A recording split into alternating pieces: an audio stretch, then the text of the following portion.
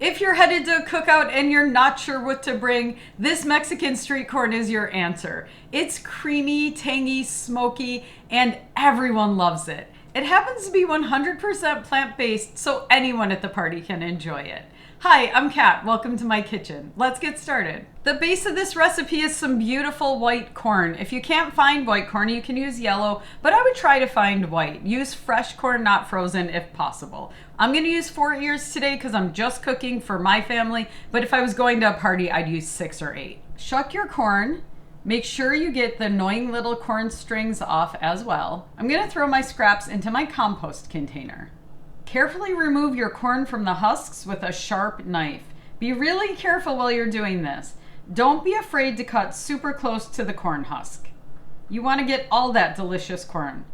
The next ingredient is a very special Mexican herb, epazote. You may have to go to your Latin market to find epazote. If you don't have one nearby, you can order dry, but don't skip this ingredient. It's what gives one of the most unique flavors.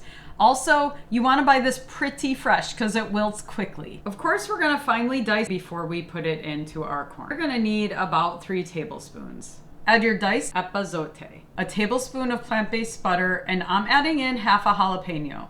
That is optional. If you're taking this to a party where you're not sure if people like spice, leave that out. Stir it and let it combine for about 3 minutes until the butter is nice and melted. Then we're going to add in about 2 cups of water, and we're going to let the corn cook for about 12 to 15 minutes.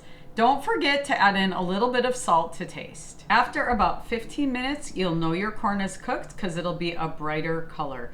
Don't overcook it. Don't let it get mushy. Make sure it's crunchy but cooked. Drain the excess water from your corn and return it to your cooking pot. When this is served as a street food in Mexico or LA, these are served in cups and then they put the toppings on the corn. I'm gonna serve it as one big bowl because I think that's much better for a party or a picnic and a little more environmentally friendly. While my corn is still warm, I'm gonna add in another tablespoon of plant-based butter and make sure it's nice and melted. Then I'm gonna add in about 1/3 of a cup of plant-based mayo. I use Follow Your Heart brand. Another very important ingredient is chile de arbol. I'm gonna add about 1/4 to 1/2 teaspoon. Taste it as you go.